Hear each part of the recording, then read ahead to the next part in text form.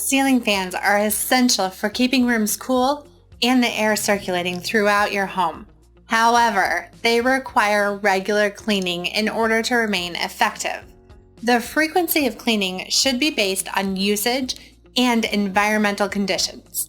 At a minimum, you should clean your ceiling fan twice a year or more if you live in an area of high humidity or dust.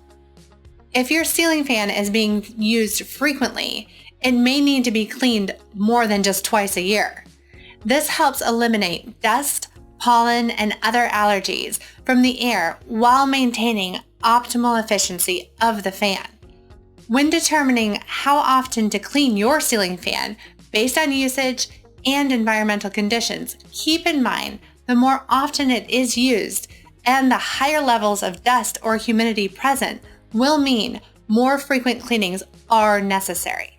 In conclusion, ceiling fan cleaning is important for efficiency and reducing allergens.